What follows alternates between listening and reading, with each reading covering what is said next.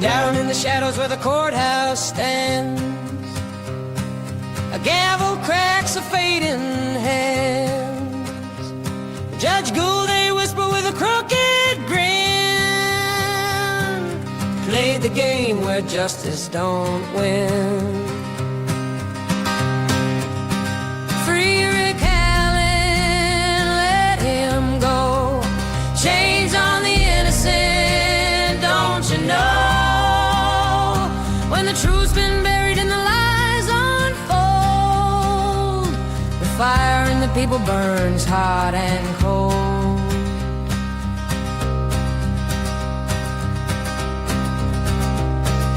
Prosecutor McLean with his papers tied wrote the tale that never saw light. Twisted words in a room of stone left Rick Allen to stand alone. Who will answer? Who will pay? The sun don't rise on a judgment day. Free Rick Allen, let him go. Chains on the innocent, don't you know? When the truth's been buried and the lies unfold, the fire in the people burns hot and cold. Officer Holman, eyes like frost, drunk on power, the line got lost. Lock the doors, keep him inside, for justice limps where his footsteps stride.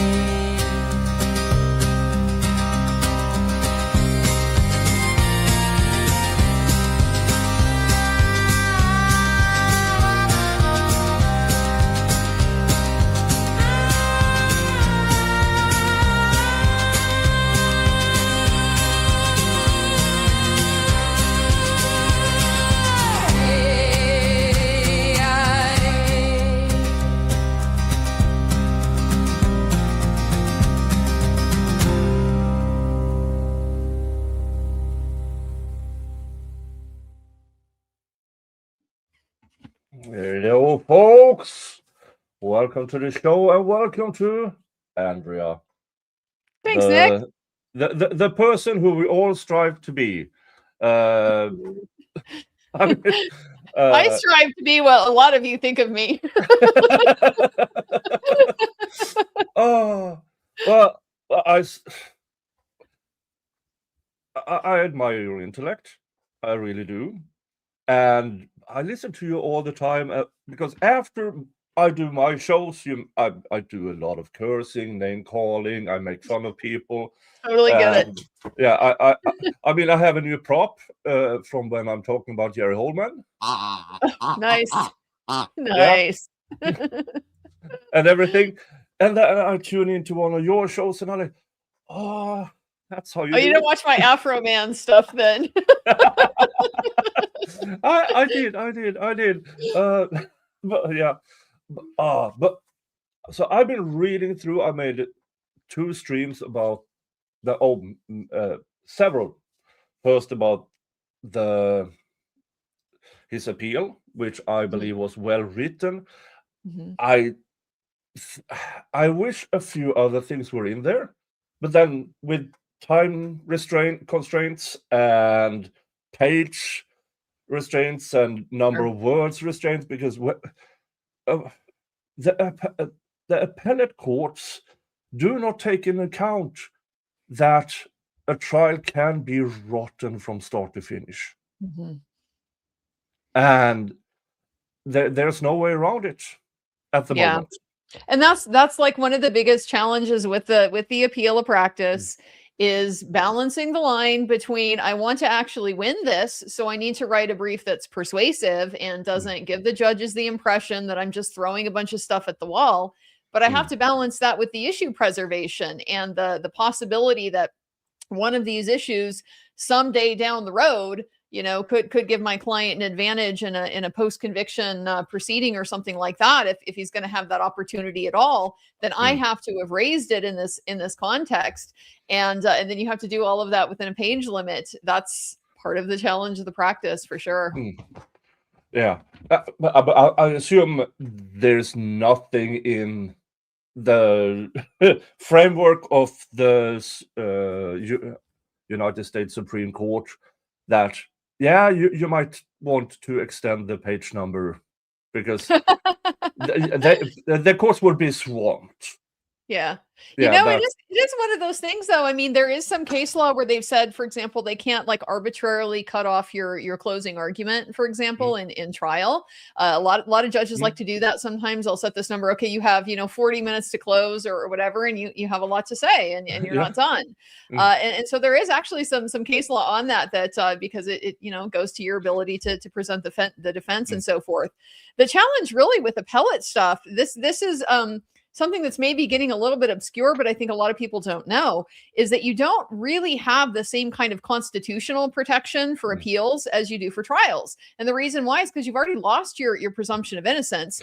If you go and you read the Constitution, there's nothing in it that says you have a right to appeal. You don't actually have a constitutional right to appeal. It's something that states provide, sometimes constitutionally, like in their own constitution, or sometimes just statutorily. But so because it's not like part of the federal floor that you get, the scope of the rights that you get in that process is really variable, and there's a lot of power in the states to be able to define what you get to do or what you don't get to do. And that's one of the reasons why these processes get so just convoluted and very, very difficult. I mean, the federal I can't even like say the name because I'm traumatized by the act, the Anti-Effective Death Penalty Prevention something Act, AEDPA, and it's all of the procedural requirements to file a habeas corpus petition in federal court.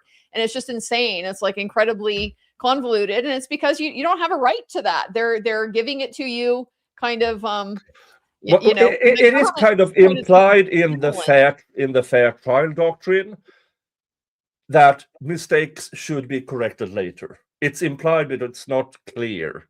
It's a fundamental fairness issue, I think.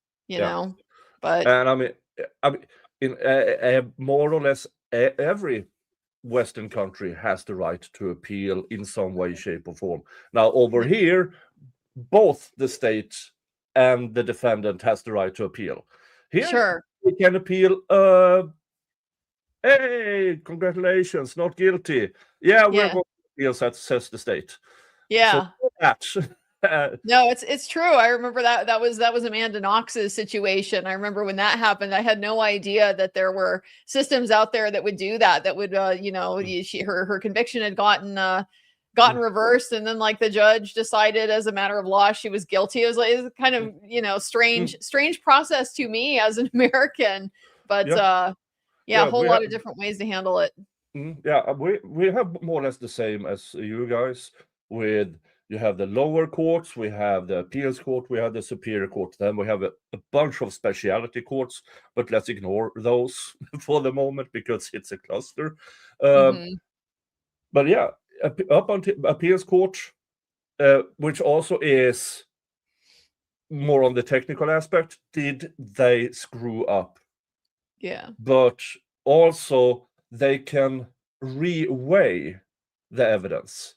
You can't bring in new evidence, but they can reweigh the evidence, because in our system, besides that both parties can appeal, you have that reweighing where, for instance, we don't have the fruit of the poisonous tree.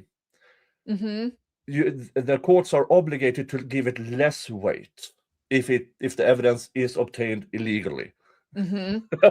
Which is also a very strange concept if you're American, I would assume.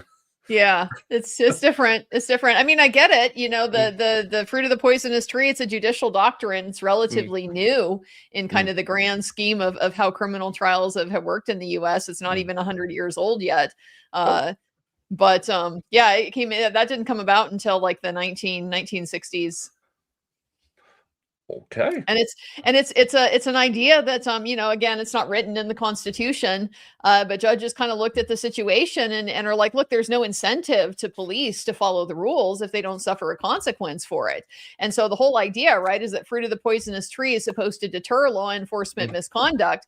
The way that it's actually played out in reality, now that we've watched 60 so years or so of this unfolding, is that what actually happens is that the defense attorney gets blamed for getting the guy off on a technicality. So even like the ideology of why we have it hasn't quite played out the way that it was originally envisioned. Yeah. And looking at, the types of things that are granted appeal, we had recently Letitia Stout, and everybody is up in arms. How could a technicality? No, not really. If you go by the prosecutor who is trying the case, his employee's father-in-law is in the jury, and nobody saw a problem with that, you say? And that's a fundamental structure error. Well, part of the problem is it sounded like the defense did have a problem with it and was like, we have a problem with it. And it's one of those classic situations where, I don't know why the state would push on that particular issue. Like, why not give on that particular issue? And sometimes I think it's just the combat, it's just the fog of war. You can't see clearly, and they don't, have a good sense of what the risk of that particular decision was, because it's pretty cut and dry in that situation. A biased juror is per se like not going to be fair, and that's going to taint and skew the whole deliberative process. And she will be retried. I would be amazed if she is not found guilty again, because the evidence is right there. And then you look at this at our trial, where Rick Allen has been failed in so many ways. But the state can actually argue, but it's not constitutional. So it's a matter of opinion. A lot of this stuff. And I mean, the big takeaway that the state is bringing with this brief is not that any of what you're saying is wrong. It's that we don't like how you did it. We don't think you did it the right way. That's very frustrating. But let's get the elephant in the room, the glaring thing that made my heart sink, is this. Page 29. Allen did not preserve this issue for appeal. Allen's Fourth Amendment challenge to the admission of his evidence suffers from multiple issue preservation problems. First, Allen waived this issue entirely by failing to object to the evidence at trial.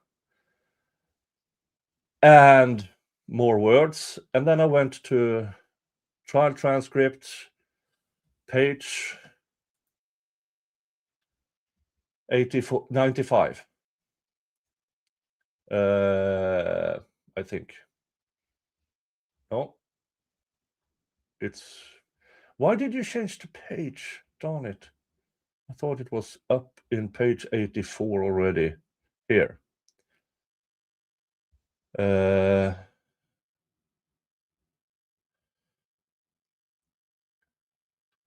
Here. McLeland, Judge, the state would move to admit what's been marked as State's Exhibit 247 through 275. Miss Auger, sorry. There. Miss Auger, no objection. And then when I read that, my heart sank. But then later,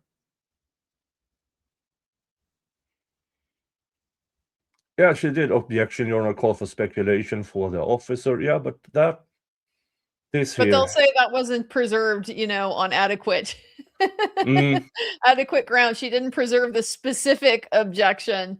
It's another technical issue they can bring up.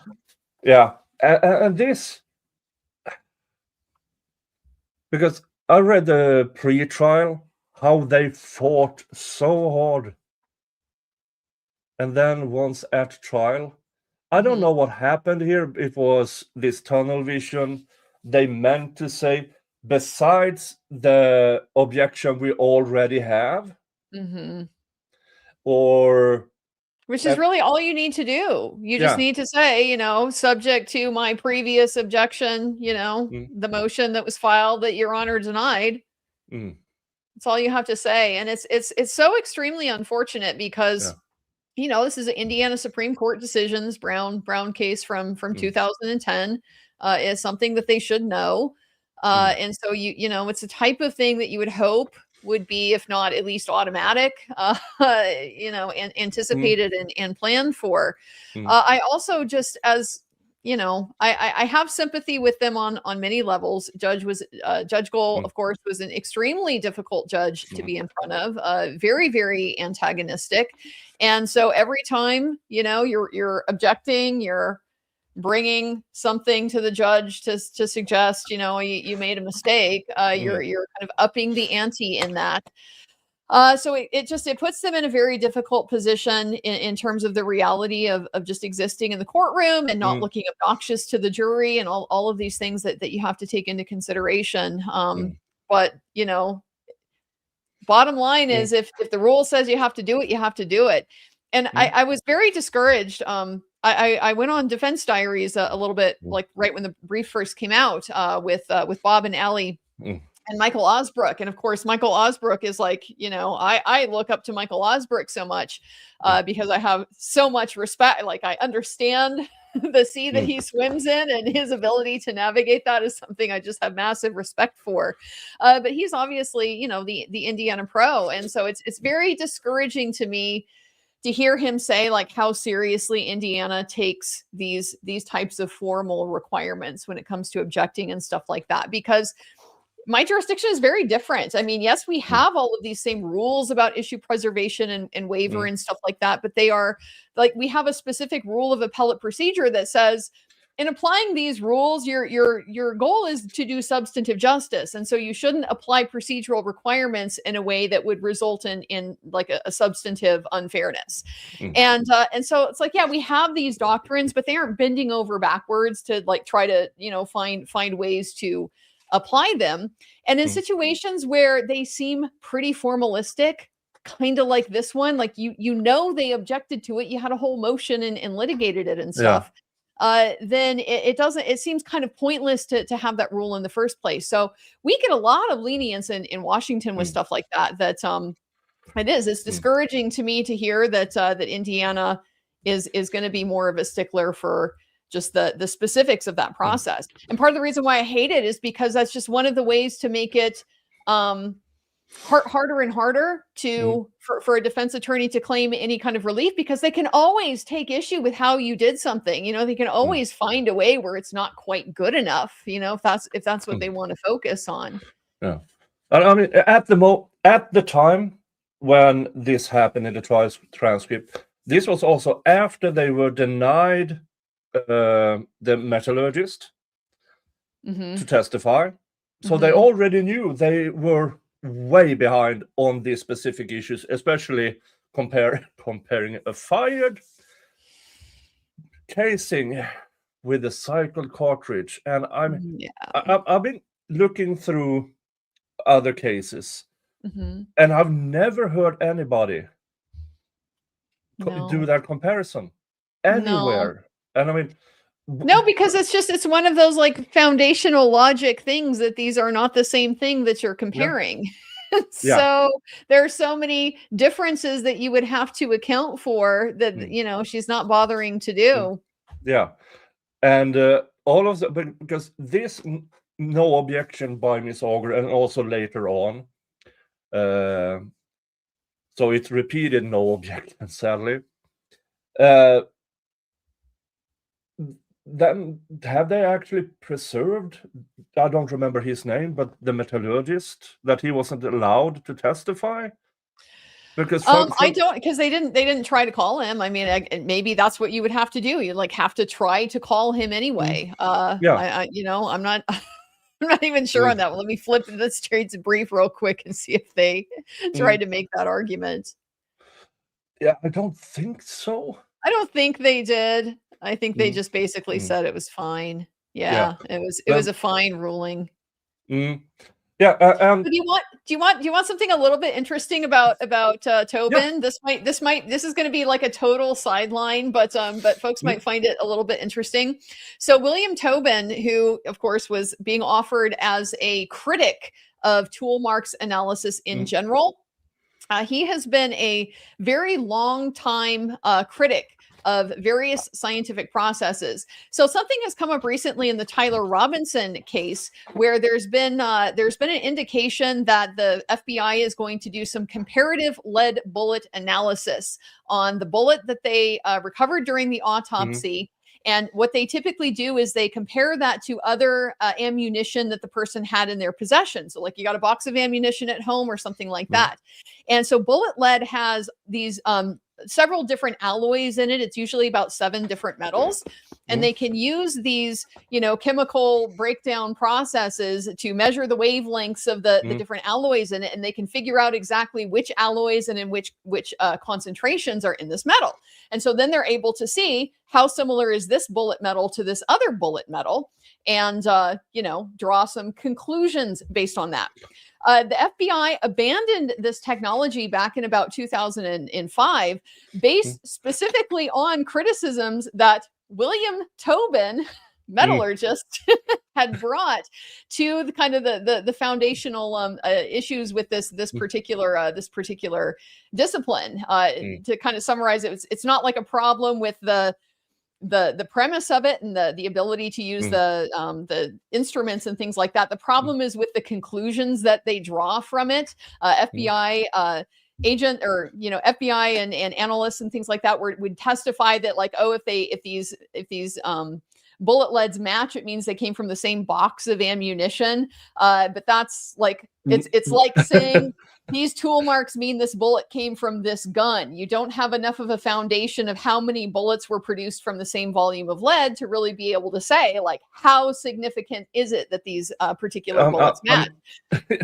Yeah, and especially a specific box. I mean, a bat can be 100,000 cartridges. Yeah. Yeah, that's part of the issue. and lead is distributed, all kinds of different volumes, and manufacturers can produce it in different runs and stuff like that. So there's like some foundational work that is not insurmountable, but it's just the FBI hadn't done it at the point when they were doing all of this testimony. It was recommended that they go through and do this so you could have like a statistical foundation for whatever type of claim you can make based on the similarity of these bullets. But they decided just never mind. We're going to go ahead and not do this discipline anymore. Well, of course, they still do the tool marks, which is so much worse because not only is it the same foundational stuff, but it's also literally an eye test. Like we're not even talking about something that measures wavelengths and stuff like that. Literally, a human eye looks at this and goes, that looks pretty close, and we call that science. And that's the process that we use. Anyway, I just kind of bring this up as a sideline because Mr. Tobin happens to be like in the middle of these very fundamental scientific critiques that are still kind of ongoing today. Yeah, and I remember because I did a video because I got the photos, and I did compare. I just by looking at it, and there's different resolution. Remember what there's different lighting. Remember what she testified? She said the photos aren't really for that. The photos aren't anything really. They're just literally like documenting that something happened in the lab. I could not believe when I was hearing this testimony because what you are saying, you're like emphasizing how not verifiable this whole process is that you went through. That for somebody to be able to review your work and your conclusions, literally can't do it. Because there's nothing documented, and the standard that you apply is subjective anyway. It's like it's crazy town with this stuff. Yeah, and still, shit didn't match. There was 1 out of these 5 pictures. Yeah, you could, okay. There's 3 scratches there. There's 3 scratches over there. Okay, but comparably where? When there's different lighting, different resolution on the right side and the left side. And then I wasn't there, sadly. She's never wrong. And she compared herself with, what was it? paternity tests. Like a paternity test. Yeah. It's like DNA. It's like DNA, that thing that is so like specifically chemical, and they have got the probabilities and the statistics on those worked out to like the 500 millionth decimal point. yeah, and I mean, but in paternity tests, it goes from 98% and up.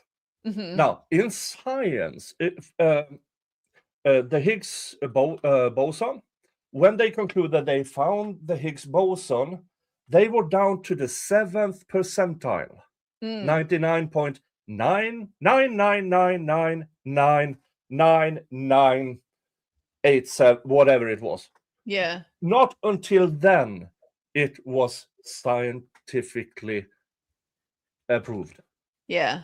So, and then you have these, I think they look the same. And I apply science by asking my colleagues, hey, do you also think these looks the same? That's not peer review. Yeah. It's a fascinating thing with these science issues. So often it's gotten me wondering about whether it makes sense, kind of the way your system does it versus ours, where the judges can reweigh this stuff rather than the lay jury having to kind of make sense out of it. It's getting more and more complicated as science develops, and so much more now is being taken over by the machine learning. The way that the machine learning is transforming the DNA analysis is wild, because what they're effectively doing is taking these small, minute amounts of DNA, and then they're calculating probabilistically like what the rest of the expressions would be. It's not like there's artifacts there, like chemical artifacts, that they're able to figure out, okay, well, this means these other alleles were there and these other genome are. No, like they're literally not there. The machines are just projecting what probably was there based on what they're able to see. And so that's just going to get like bigger and bigger and more wild. And at some point that's going to raise questions about, well, is this just as junky as the eye test? Because, probabilities, okay, but you can always beat the odds. Like, probabilities change over time. And they're based on what you know. That's the thing. The whole like Bayes' theorem, the way it works anyway, is based on the known evidence, and so it's constantly being updated as you have new evidence, and you add that back into your theorem. But so the piece that you don't know, the evidence that you don't know, is the one that potentially has the ability to be dispositive, and you don't know it exists until you finally figure that out. Yeah, I mean, we have the recent case of Mr. Faust in the 2001 cold case, where they found an amount that was so small they could not test it in 2001, not up until 2024. We're talking about more or less a handful of cells, which the state claimed, her ex-boyfriend, apparently his schnauz was like an elephant's trunk. It sucked up these cells and put it in another place. That alone should have been, fuck off. Fuck off. Get out of my courtroom. Fuck off. I mean, seriously. And the poor guy was convicted, and with less evidence than in the Zachariah Anderson case, which is also that DNA, when the prosecutor asked the DNA expert, when you tested this, did you find a match? Yes. And was that match Rosario Gutierrez? Yes. That was the testimony about the DNA. And then we came to find out that since Rosario's dad also disappeared 5 years earlier, they didn't have male DNA to compare with, so only had the DNA from the mother's side. So already you're down 50%. Yeah. And once they conclude, so 1 in 10,000 in cases where you hear, which I heard from people who actually know that thing about DNA. The statistics, those numbers, they don't really mean anything. But 1 in 10,000 All right. So in the Kenosha area, which is roughly 130,000 people, there are 13 matches. Yeah. Yeah, You got all to of put us, it all in of real it. terms like that, and it Yeah. really hits home. I mean, I remember we did that math with the mitochondrial DNA Yeah. in the Karen Reed case, right? Yeah. That hair that they got off the bumper, and it was like it's one of those numbers that sounds so dispositive, like 99.97%. I think it was of the population. Yeah. Well, if you actually do the math on 0.03% of the population, you still get like 250,000 people that are going Yeah. share this mitochondrial DNA profile. So it's just funny how that stuff gets presented, and you know, the impressions that you might draw from it if you just kind of take it at that level. Yeah. But well, and then we have the Delphi case. Yeah. The glare. Well, We just ignore the DNA in Delphi. Forget about these. We're just going to ignore the DNA entirely. Yeah. They could test enough to exclude Mr. Allen, and then with this theory of laundry, because apparently in both girls' families, only the adult men washes the minor girls' underwear, and only the underwear. Yes, we're now done with step-parent assaults of children. We're done. Those are over because laundry. Who knew? Who knew? Yeah. I said this in a prior show that I'm tempted to look, okay, what's in the docket in and around Delphi regarding grapes, and check this out. Yeah, did you know this testimony was offered?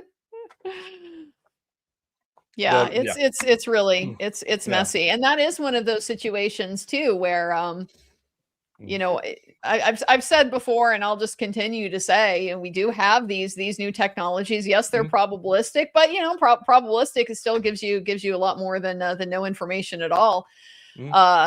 And those are exactly the types of techniques that are being applied to evidence like this: degraded DNA mixtures, you know, complex mixtures, and things like that. And so, if they are not actually submitting that DNA to this type of testing, it's just because they don't want to know. They don't want the answer. Yeah, and now knowing more about the technique used in the Rex Hoyerman case, where they extracted DNA from hair that had been dug down underground for more than a decade.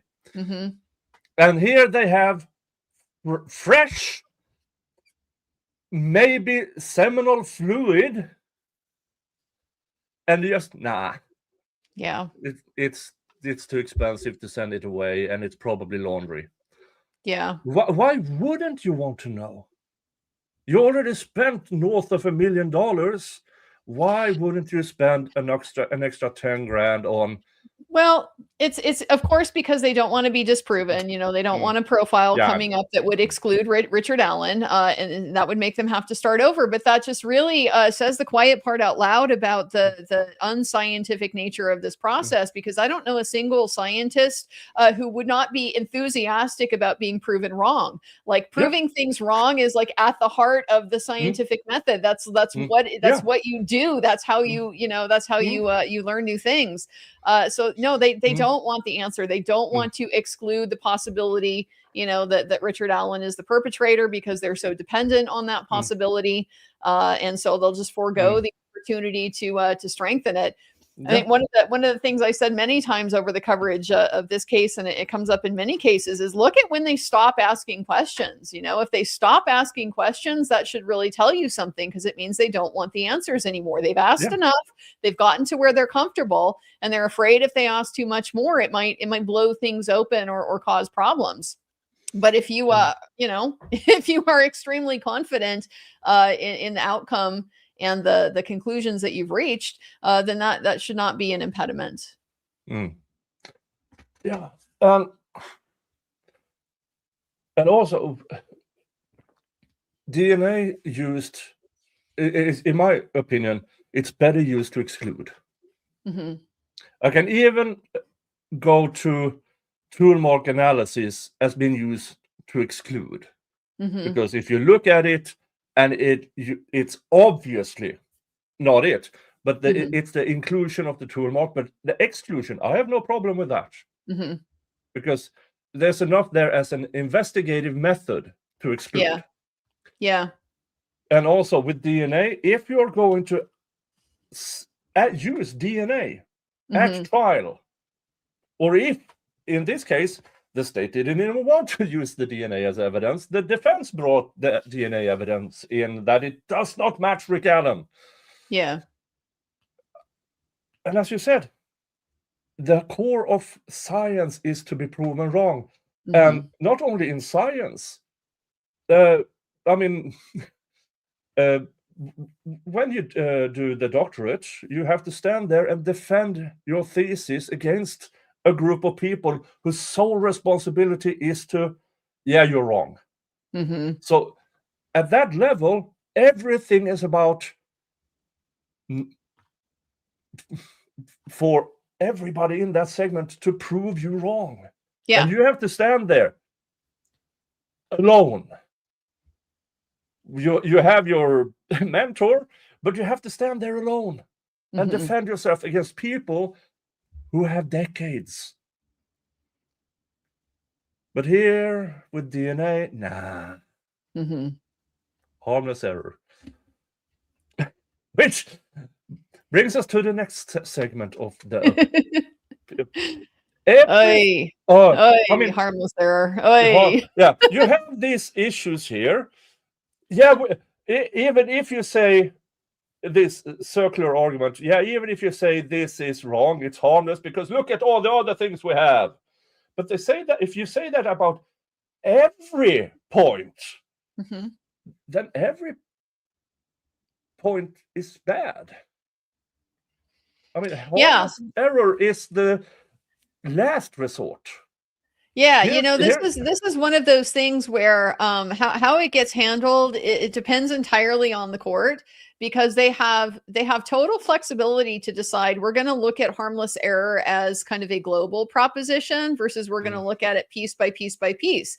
If we look at it piece by piece by piece, then we're just looking at, oh, okay, did Cecil Googling out in the hall, was that the reason why the jury voted guilty? If we say no, then it's harmless error. We move on to the next one. Oh, if Tobin had come in and been able to say, explain why tool mark science is bullshit, from top to bottom, is that why Rick Allen was convicted? No, then we move on. Yeah, It's and only if you look at the whole identification. picture Yeah. of like, if you took out all of these things, do you think there's a realistic likelihood he wouldn't have gotten convicted?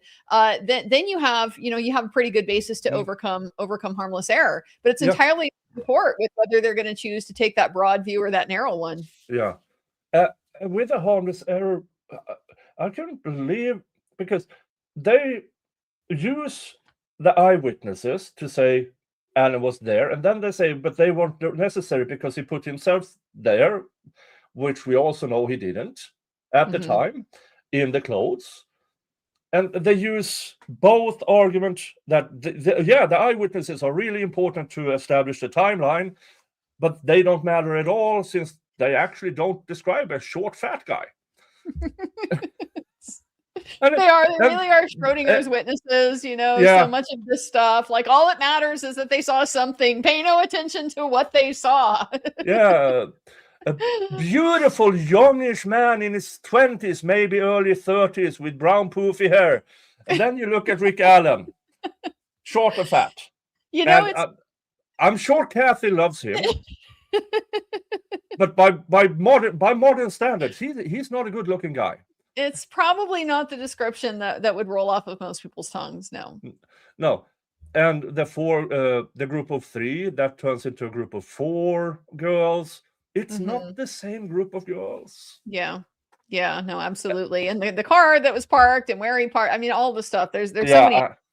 It's kind of one of the things that I in a black humor kind of way, I enjoy reading the state's version of the facts. And it's because it's so bizarro world, right? Because all they have to do is just cite to whatever in the record allows them to make whatever, factual assertion they want to, and it's at least tenuously supported by something that was said at trial, and they use that to build their whole theory of the case, and just ignore the pieces that are the problem. Like you just don't put those in your statement of the facts, and then the case looks really perfectly clear. Yeah. Just, to me, comparing the statement of the facts between the two briefs really just illustrates what a process of like imagining, the state's case really had to be. It's so gaslighty with, what's important and what's not important, and don't look at that sketch of Bridge Guy and all of these like cognitive silence. You have to like turn off certain things in order to follow them, and they don't ever even bother to like explain, why is this not a problem? Like, why should we not be alarmed by this sketch looking absolutely nothing like Richard Allen? Yeah. And I have, let's see, boom, boom, boom.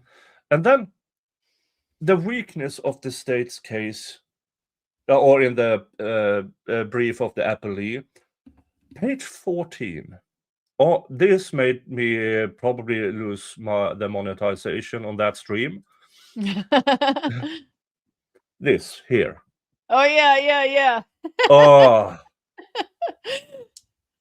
First of all, and you like all their different citations to it, but it's mainly citing, where they're getting that from is just from the audio itself. They're like, well, the audio itself is in the record, and so anything that I think it says, I can put in my brief as that's what it says. Yeah. And the judge may or may not like agree with me on that. But out of the blue, we have a whole new interpretation now of the video. This is a whole new interpretation that was testified to at trial. First of all, this here. Now, I have audio enhanced that 43-second video so many times, which should never be admissible in court, by the way. These two sentences is not there. It doesn't matter how much I enhance it, you can't hear it. What I do say is, whoever is saying that whisper was close to the microphone. And Abby was not. Abby was not. Yeah. That is my conclusion. Now, don't take my word for it. Listen to it yourselves. And then see, this is the path. That's not all the words she's saying. She's not whispering. And she definitely not say, and also this is a glaring misrepresentation. It screams just the block parentheticals here scream, because that's an indicator that you are filling in a word. You are adding something that is not in the original. That is like what that punctuation signifies. So it's screaming, we are making up this quote. Yeah. And at trial and before trial for 5 years, they claimed you could hear that be a gun. And here they just change it.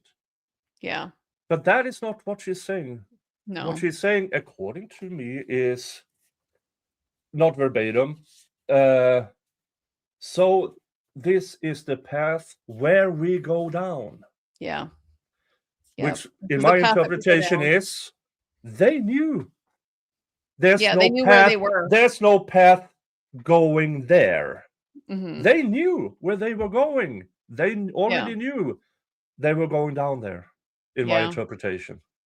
No, I think you're right. I think it just shows they were familiar with this area. It wasn't the first time they'd been across the bridge. They knew where the different things went. The road, if you continue straight from the bridge, just apparently just runs out.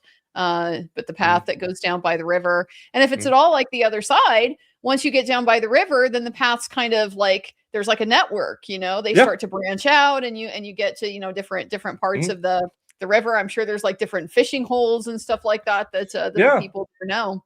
And remember, if they were down that hill and everything, that is when he supposedly was scared by the white van. Yeah. Well, that gravel road goes right under where they stood. And according to the states and the timeline that they claim here, he should have heard this around 2:15, 2:16, 2:17 p.m. Yeah. Brad Weber clocked out at 2:02 at the Mhm. plant. Mhm. It's a 25 to 30-minute drive to this place. Mhm. And the state says he did it in 15 minutes or less. Mhm. But for the sake of argument, let's say it's correct. That would also mean that Brad Weber, since he didn't arrive home until 2:50 p.m., he was at the scene of this crime for 35 minutes. Yeah, he was home while all this was happening. And just like, all the people were out on the trail while all this was happening, and nobody saw it, nobody heard it. The river and the banks from, that bridge are so visible. Like it's hard to describe, how, I mean, you've been there, so you know how far you can see. You can see all the way up to like just where the river starts to turn. You can hear things for miles. I mean, you can hear the highway distance that's probably like a mile away in the background. And so just the idea that and it's very thick leaf cover, dry leaf cover. You're gonna hear footsteps. I could hear, like, I was out there really early in the morning. And it was still a little bit dark, and so it's slightly spooky. I don't tend to spook, but it was a little bit spooky, and you would hear the crackles from like a squirrel goes up a tree or something like that, and it sounds like it's literally right next to you in your ear. Yeah, I mean, and me and Mo, we were there in August. There's thick leaves and everything, and but you still hear we heard people minutes before they showed up at the trail in midsummer. I can only imagine how much more sound it is when there's no leaves anywhere. I mean, the leaves are on the ground, and you can see so much further, and the sound is just going to carry. So somehow, he's getting them across the river against their will, naked, like right here, where it would be in front of the entire world, and nobody saw it. Yeah, because we only found out more or less about this group of 4 girls and Betsy Blair and a few others. There were more people out there, but they didn't have any testimony of importance, apparently. Well, that's kind of evidence in itself. If that many people heard and saw nothing who were on that trail that day. Yeah. Sure does kind of make the story a lot more consistent with the girls not being there for a while, the crime not occurring when the state says it occurred, and without, any effort to narrow down the time of death of the girls, then they have complete flexibility to just make up whatever story they think is going to fit. Yeah. One thing, I don't know how they could have included this in the appeals brief. The medical examiner's reason for not checking body temperature was he didn't want to destroy evidence. My question is, what made you draw that conclusion? What did you see on the girls that made you draw that conclusion? That there was evidence to be destroyed in the backdoor area? Because other than that, there's no reason to not check body temperature. Well, they could have just told him that it wouldn't matter anyway because of the laundry, and so go ahead and take the body temperature. Whatever evidence there is there, it doesn't matter because it just got there in the wash. So if only now he knows that in the future. So hopefully he'll just go ahead and do it next time. And I didn't think I could see any worse medical examiner of the Murdochs. Let's check the armpits for temperature and give a rough estimate. I don't know. Oh, for fuck's sake. I mean, literally anything. At this point, I will take evidence in a paper bag, over what these Delphi guys did. I would take solo cups. I would take solo cups. But no, they just leave the bloody sticks there at the scene. I mean, what possible interest could there be in the runic signatures and the things used to form them? Or just the sticks in itself are still evidence. Yeah. And they just left it there. And then we saw, what was it? When a couple of days later, when they released the crime scene, Ron Logan was there with an interview team. Mm-hmm. It is his property. Yeah. Oh, yeah. Yeah. Messy stuff. Yeah. Stuff. And I mean, that's so many of these problems are things that, you know, it's like it's so hard to explain why they don't matter to the appeal process. And all I can really do is just continue to emphasize that appeals are not at all about truth. They are just about process. And you know, whether they don't care if you're actually innocent or not. Like that's not the objective of any of this. They just care, did the correct boxes get checked and the I's dotted and T's crossed. Yeah. But this in itself, when they change, because this doesn't reflect what's in the trial transcript either, and they have to kind of rely on that. Yeah. In the appeals process, is this something that can be pointed out by the... Absolutely, you can. Absolutely, you can. You can point it out because it goes to the credibility of their argument. You're like, look, they had to make up a quote. They had to cite all of these different sources that say different things, and it's clearly such a ridiculous thing that they're saying was said that they have to come in and change it and signify that in their own brief, and then try to suggest that, oh, if you just go listen to the tape yourself, you will hear that. I also invite you to go and listen to the tape yourself. It is in evidence. And, you know, see if maybe it sounds more like this is the path that we go down. Yeah. Yeah. As properly, let's bring up all the elder Futhark runes. Because indeed, upside down L is also a rune. So let's check it. What is this here? Lagus? Oh shit, water? No way. Water. Yeah. Oh boy. And then they claimed both that also something I'm not going to, we both read it, and when they claim, well, this reddish substance, which they said, and then also no, and then they sprayed it, and there was no crossover. Yeah, but when was this done, did you say? And the claim is in the appeals brief that this was done quite soon after, but I'm quite sure that this wasn't done until much later. Yeah, I'm not sure. I don't remember. I'm not sure because it was... it was in the pretrial litigation, I think, where a lot of that came out. Yeah. Which, by the way, was there really a Franks hearing? And she denied without anything the three first ones. And where's the decision on Franks 4? I can't find it. If I remember correctly, didn't she just basically conclude that you haven't met the threshold here? Yeah. To have Franks in the first place? Like it was this weird, I don't know. I mean, where we're actually having an evidence, you know, hearing and taking an evidence, but not actually conceding that Franks applies. Yeah. I don't know. And if you go by how let's see here, F3.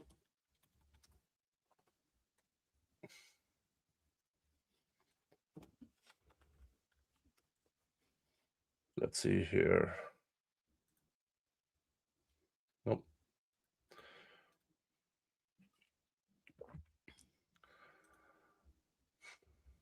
Oh. Dun, dun, dun. Yeah. Now here you can see this reddish substance. You have the clear markings here. Then they claim there's no cross, so it can't be an F. No, but we only call it the F3. But what you do have are 1 point here, 1 point here. Now let's go back to, we do have the upside down L, water. And then let's go back here. What's this? Oh, interesting. Yeah. And what did everybody talk when you combine runes to make it a bind rune? Yeah. So water and hardship. Now, and that only means something for the person who does it. Sure. There's no way we all know the local audience there are diaper Nazis, white supremacists who thinks, oh, Aesir, that sounds cool. Let's pretend we do magic. And also the absolute ridiculous claim from the state, there's no evidence of Odinist human sacrifices. And I'm looking back about 1,000 years of history. Yeah, they are.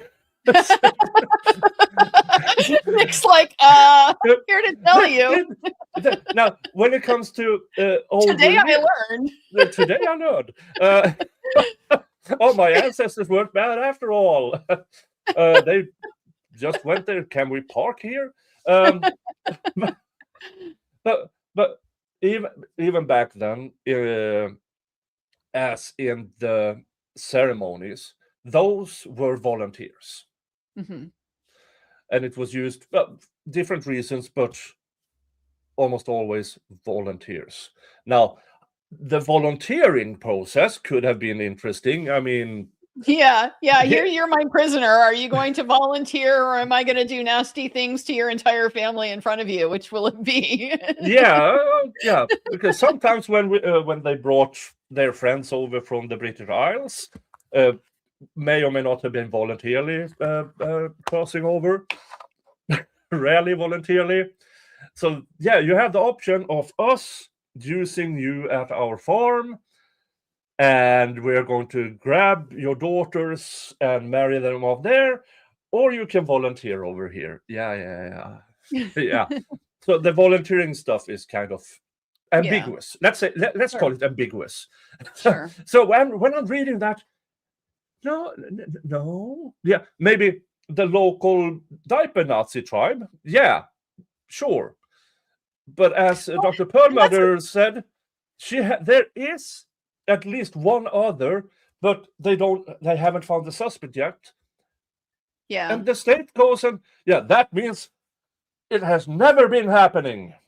No. Well, doesn't that really speak to how, I mean, this is just a sort of fictional vanity fantasy by, like you said, these white supremacists. And it seems to me that that just kind of emphasizes it. You're just imagining what you think, Vikings would have done back in the day, and you're trying to emulate that. You have the education of a second grader, and so nobody really expects you to know, a lot of the ins and outs of the details of that actual history. This is a fantasy-driven undertaking, and so. I would not expect, this is not meant to be like a pure performative of the archaeological record of Viking practices. This is interesting. The BH bind rune for Harald Bluetooth typically merges the young Futhark rune for H and B. Brad Holder, maybe. No. Well, I don't think Brad Holder is the interesting. The Bluetooth mark, the B with the strange things. Yeah, those are old runes. That is interesting. A bind rune. I didn't know that one. Because I don't know why they chose. But hey, Harald Bluetooth. Yeah, he is a Danish king from the 9th century or something of the sort, 9th or 10th century. The Danes were the explorers west. The Norwegians were the madmen, the berserkers. The Swedes, or the people living in now Sweden, we were the religious ones. And East was them. So Swedes took off east, down to Alexandria and Istanbul and everything. And the Danes and the Norwegians, I wonder what's left of us. And British Isles, Iceland, Greenland, and North America. Yeah. Normandy. Yeah, Normandy, France. Yeah, lot of Normans in France. yeah. So if you do this genealogy thing, I have British DNA. Yeah, it's mostly Scandinavian. Yeah, I actually, yeah. That's mine. Mine is a little bit more kind of obscure than that because my maiden name is Patton with an E. And so genealogically, it goes back to probably Van Patten, which is Dutch. And a bunch of Van Pattens came over with William of Orange, back in the day. So that's probably like my legacy back to So I don't know how much crossover. I mean, there's like some crossover, I'm sure, between Vikings and Dutch, but the extent of it, I'm not too familiar with. Yeah, I mean, we influenced most of North Europe. Yeah, makes sense. Yeah, because you don't seem to have an army here. Hello. Yeah. That's what a nice church. Oh, a marginal climate with some wood and things to hunt. We'll take it. Yeah. But yes, Rollo. Yeah. By the way, all the people in the Viking, all the names are correct, but they're all over the span of like 300 years. So it's a good story. Yeah. And Rollo did take Paris, and there was a guy. Yeah, the names are in there. Just to say that if they did all the things they did, who knows? But let's get back. I mean, the very thought of, well, Odinists have not done this human sacrifice. Well, have you checked? Really checked? Because white supremacy has 1 or 2 murders on their belts. It's not uncommon, and ceremoniously, in the name of Odin, shop. I mean, so yeah, I would imagine if you actually looked at what supremacy group did that person belong to who did the murder, yeah. So I would say, yeah, there's probably 1 or 2 prior murder victims in the name of Odin. So I just find it, it's one of those things that's kind of funny where, people will happily look at kind of like acceleration of behavior, things get worse. You sacrifice animals and it like doesn't seem like a big step to a human. And they are bloodletting themselves.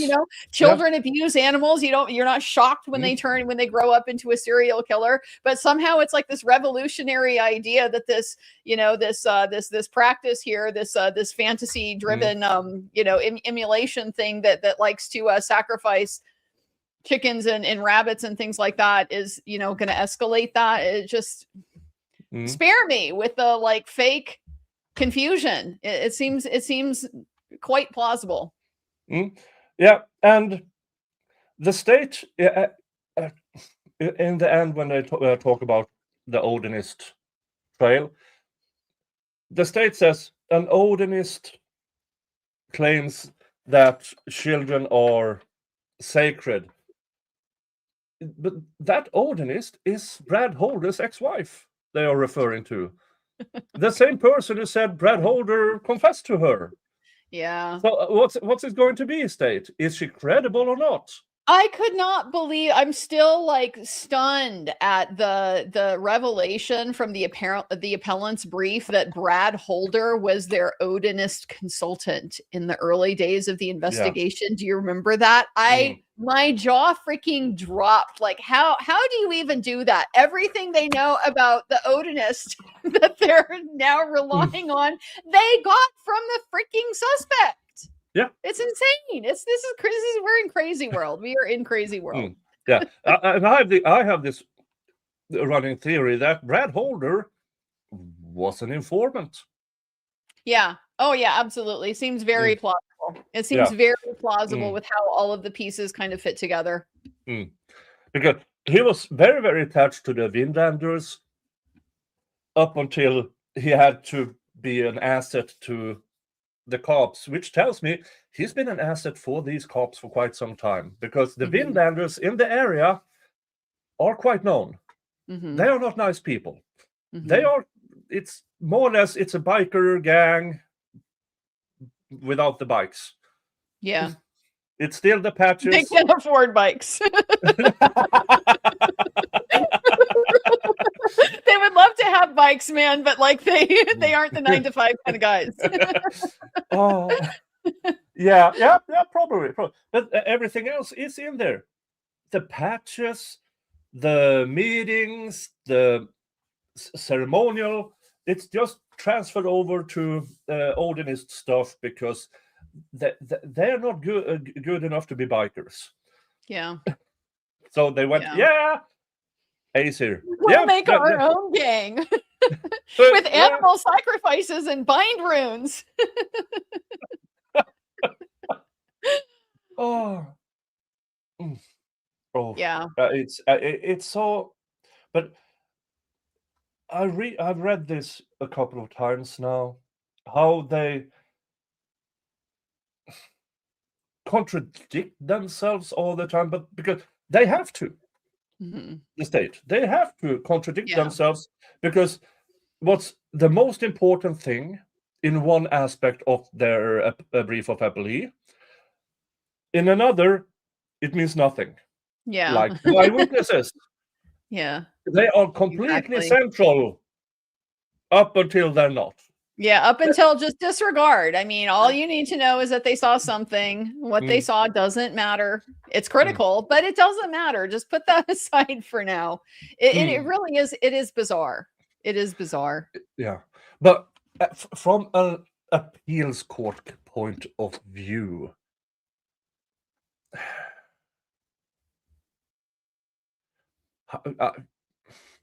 because besides, we can make fun of it and everything, but they do have points in there that an appeals court easily could say, yeah, they waived it and just move on. Absolutely.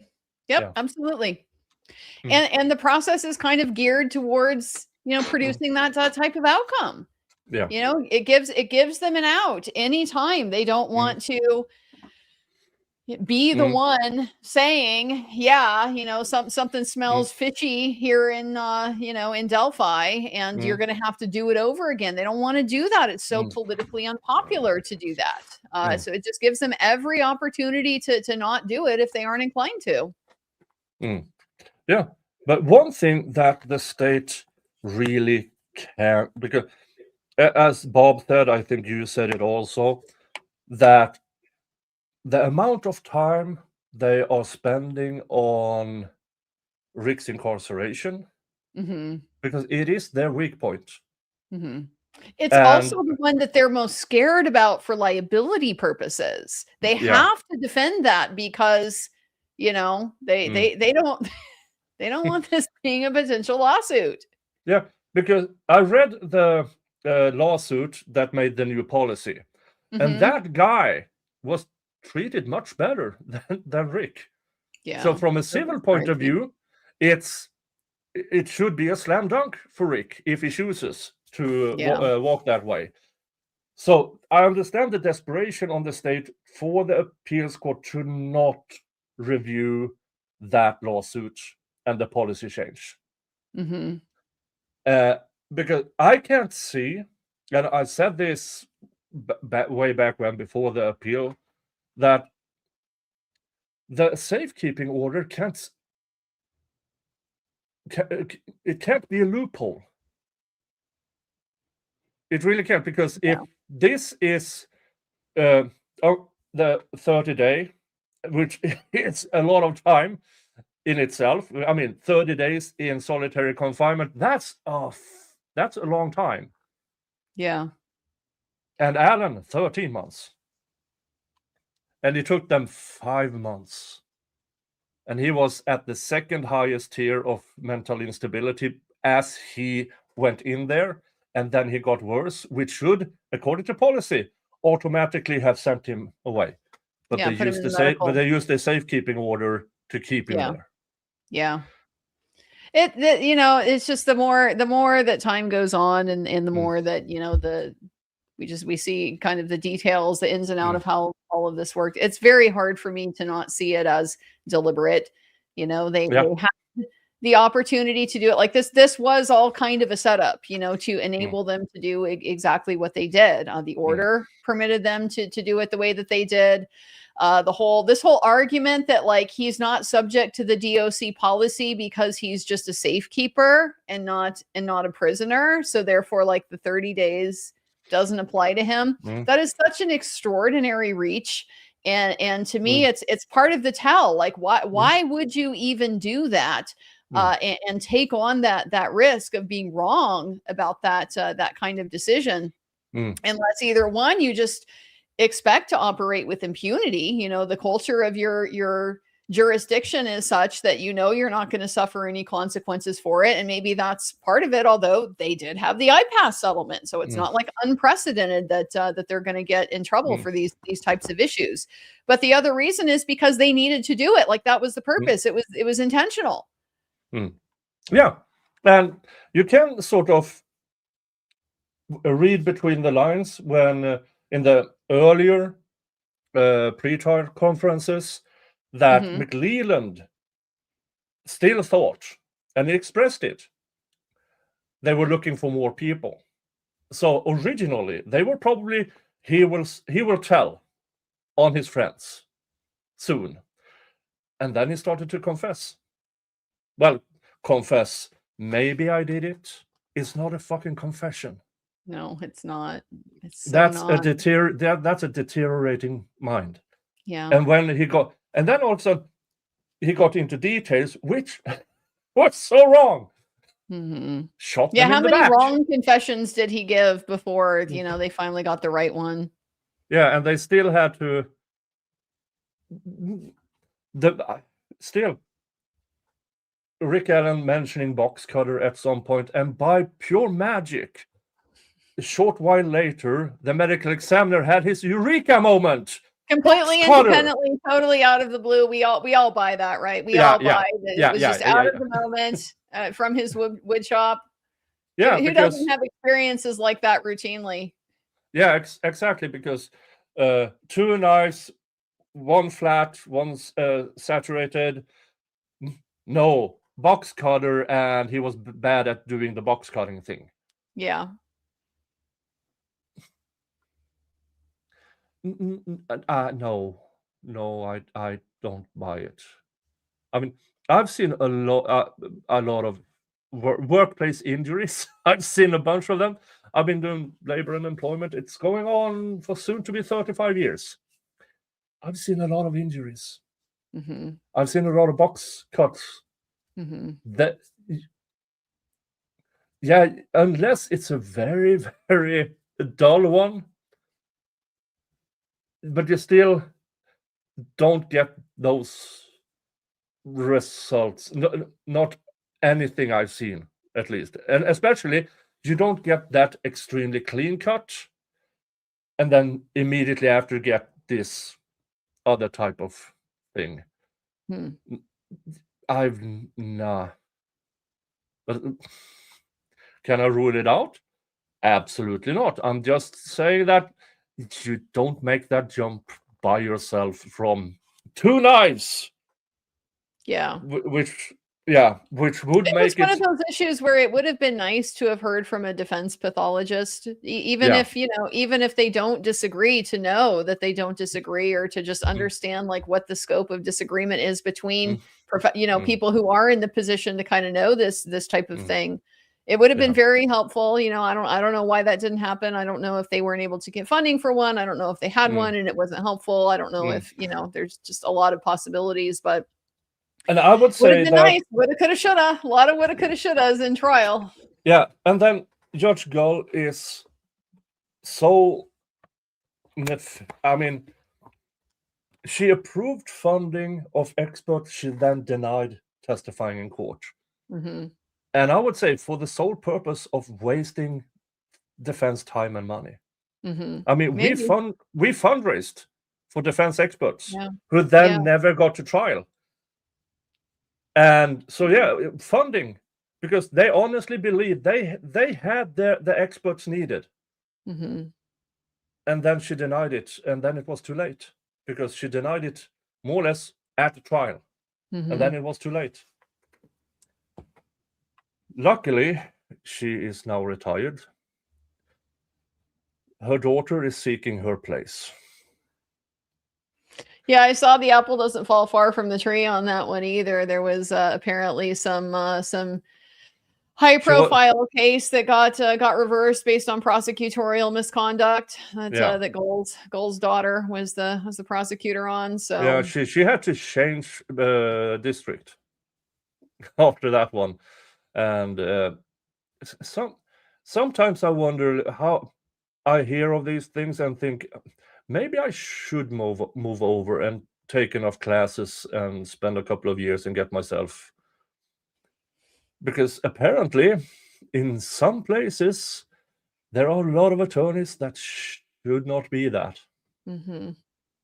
And but no, I'm good over here thus far. At least I'm good over here. It's not I bad have here at all. It's really not. It's like I very have my awesome in many segment. ways. I am salaried, and I mean, Yeah, we yeah, don't exactly have your retirement plan there in Sweden, but that's not today. That's not till like some future time.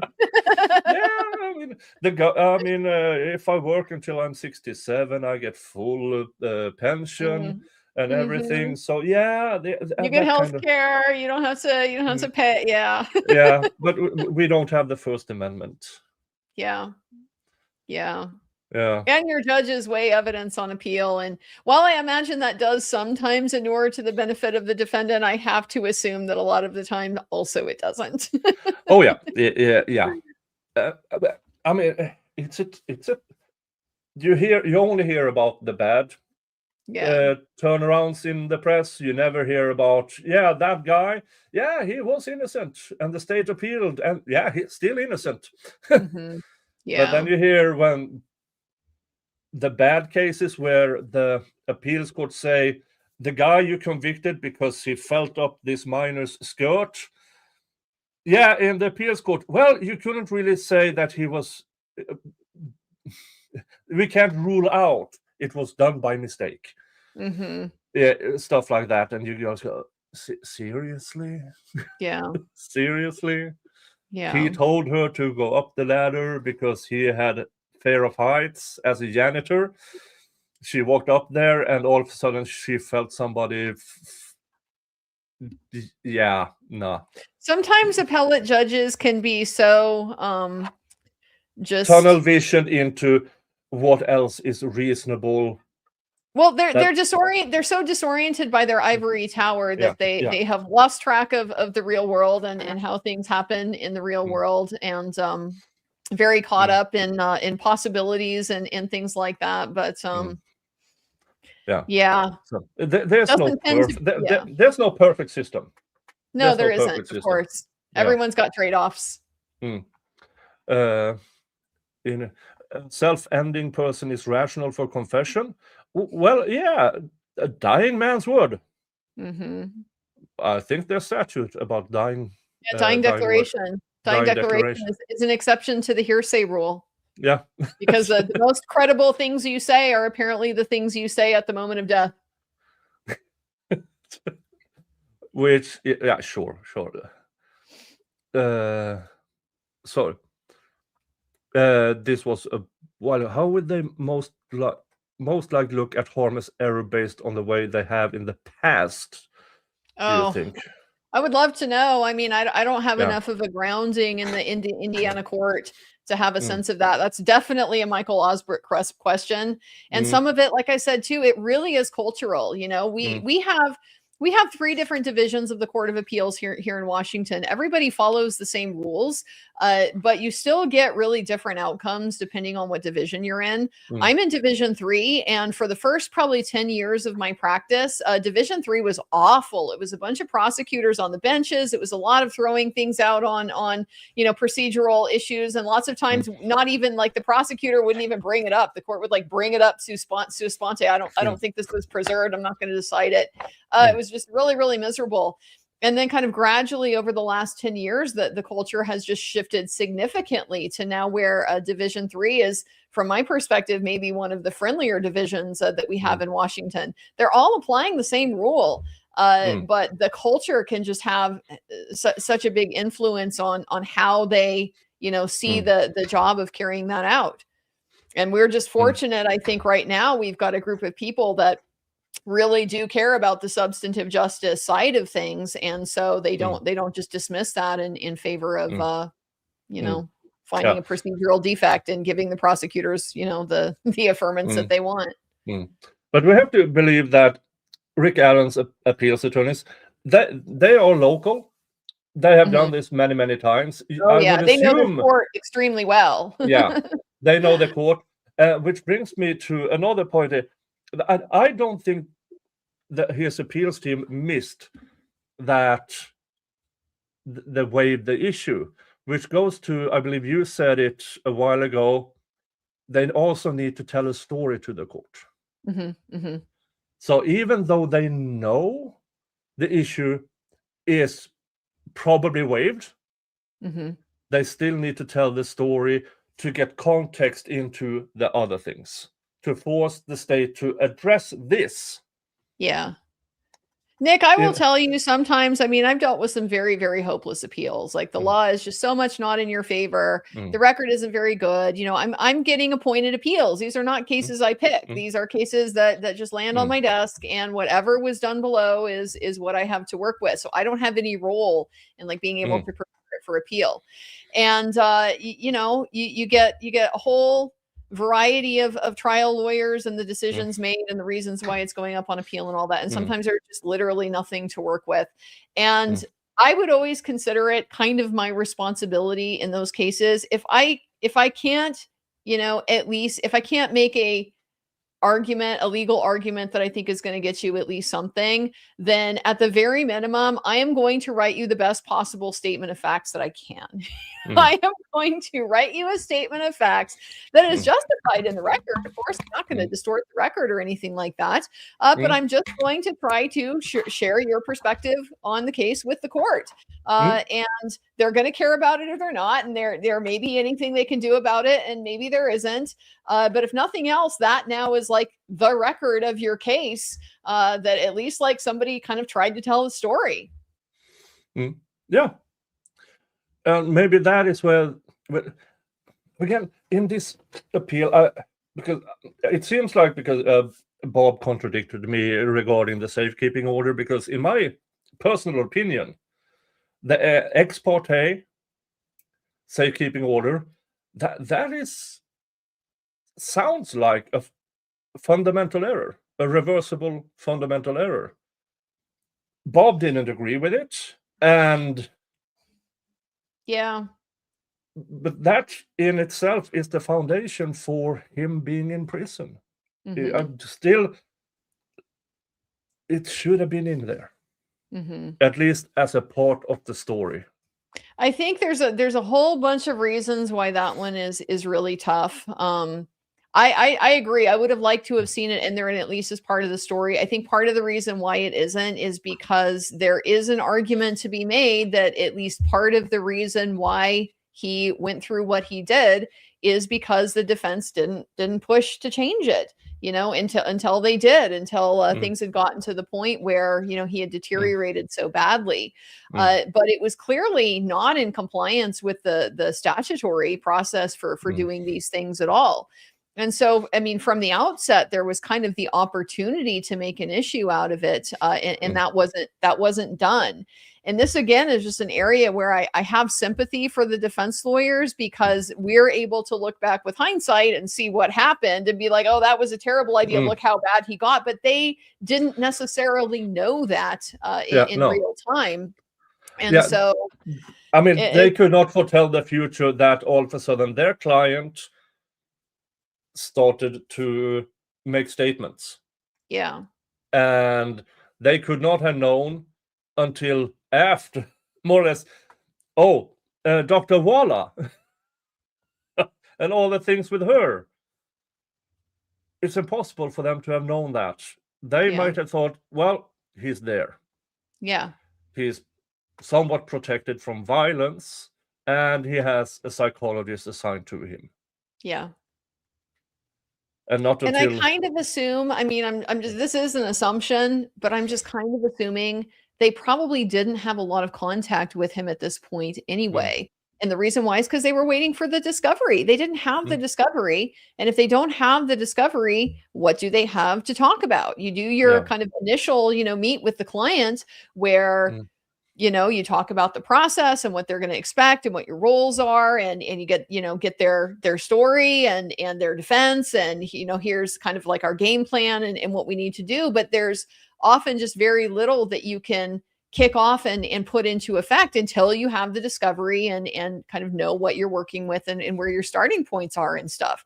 So they may have just not known, and until it was too late. I mean, they are also local. They have been to the different prisons. They have been to the different jails. At that point in time, they might have thought, this is for now the safest place for him to be, until it wasn't. Yeah. And there's a whole other side of it too of we know now this far down the road how awful the goal was about the billing and the payment and stuff like that. There was one point, right, where Brad Rosie had to like beg to be paid because they owed him like $50,000 or something like that. Brad Rosie is I saw his office in Logansport when I was staying there. And he's got like the classic little small town, downtown office front. It's, I think, 3 or 4 of the lawyers in the firm. They got overhead. They've got a whole process that they have to run. They have to cash flow their business and stuff like that. So you got a $50,000 bill sitting out there that's not getting paid. That is a huge threat, to your ability to keep your business going. And so that threat is always hanging over them, that I'm going to put time into this thing and I might not get compensated for it. If Goal thinks I'm wasting my time because I have conversations with Rick Allen on the phone every week, then that's time that I'm quote unquote wasting. I'm taking it away from my law practice and my ability to support my employees and things like that. I mean, it's a very big responsibility having an office like that.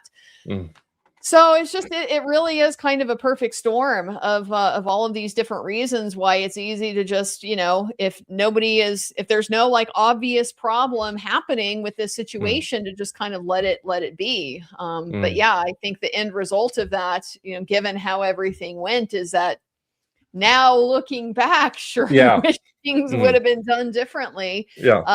And the fact that they went the way they did, I think, does pose that risk of kind of turning that on the defense and using that against them. Now, I don't, again, you don't work in Indiana. I definitely not. Is there an argument here for ineffectiveness? At least my understanding from Michael Osbrook is that so number one, you can't raise ineffective assistance of counsel on appeal, on direct appeal in Indiana. You have to raise it on post conviction. So that's just like one whole not on the one step further away. It's not, another step of review. Then though, once you get into say he loses his appeal and we end up going down this road of post conviction. So ineffective assistance, very, very common to raise ineffective assistance in the post-conviction context.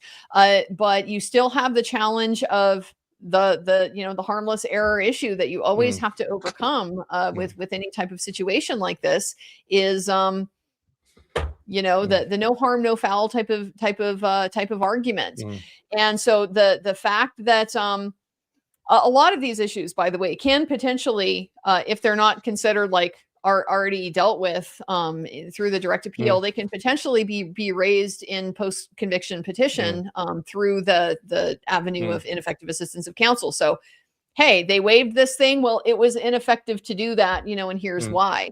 So your challenges though with making an ineffective assistance of counsel argument is that one, you have to overcome a presumption that these decisions are strategic. They're always going to assume the lawyer had a reason for what they did. And so if they can conceive of like any possible justification for why the lawyer would have done that will defeat ineffective assistance of counsel. They'll say it's possible strategic reason, so we can't foreclose that possibility. And we give great deference to counsel's strategy decisions. Then the second issue that you again always have to overcome, even if it is an error, what was the consequence? Is this the reason why he ended up convicted?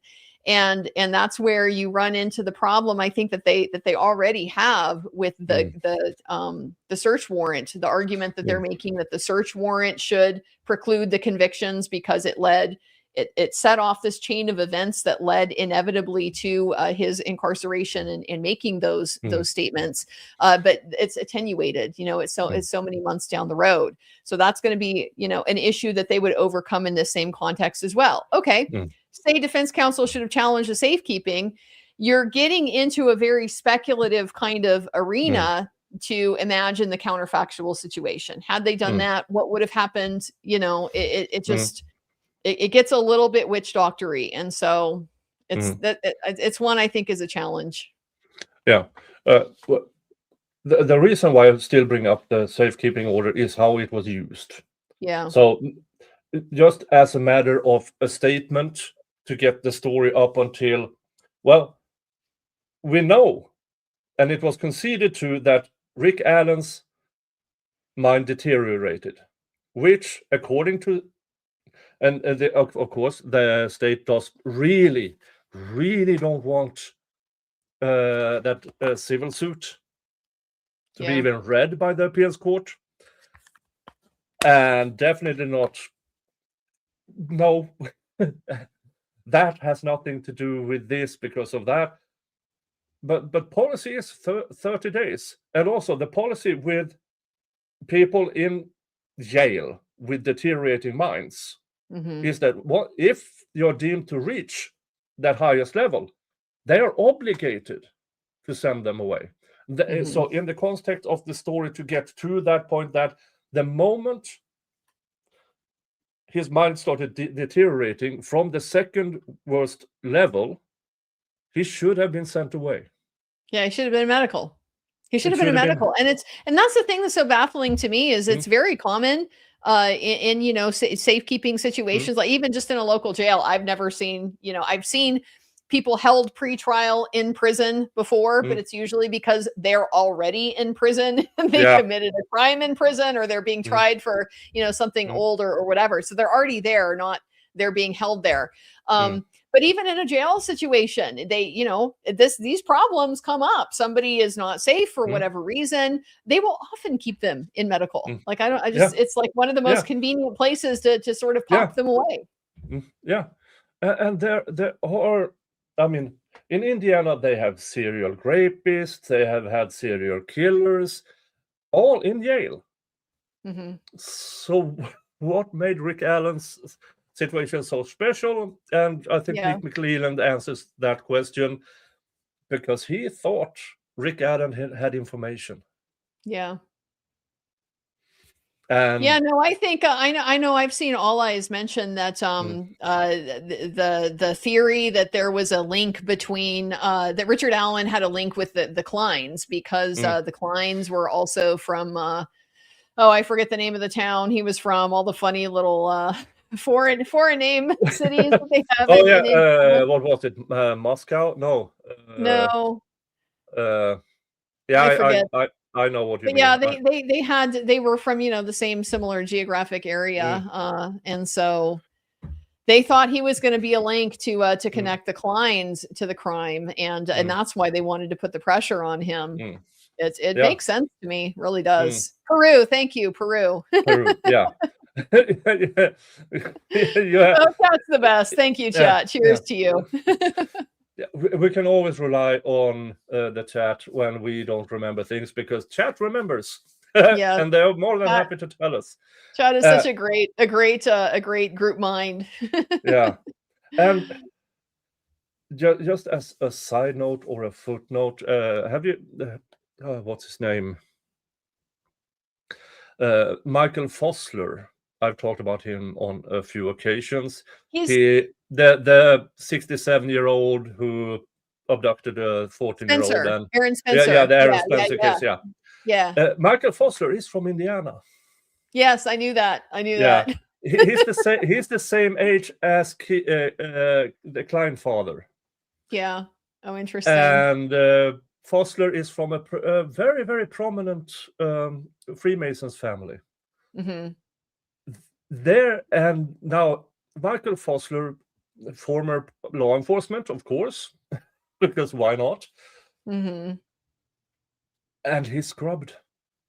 I can't find him. I mean, I find his company, they got cited and all of that thing, but him himself, every piece of information is scrubbed, and it's been scrubbed for a long time. Interesting. Yeah. I'm good at finding stuff. I'm really Yeah. good at it. And when we now know roughly what he did up in Indiana, which is roughly an hour from Delphi, Hmm. and roughly an hour from Peru. You can't help but to Wonder if there's something in the water.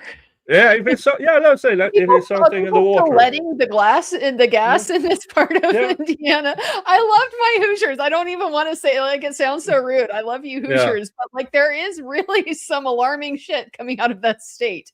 Yeah. And back in the 80s and 90s, there was no internet. They actually had to trade illicit material with each other. Mm-hmm. And if you have two persons at the same age, just an hour away from each other, Yeah. with the same age group preference. Yeah.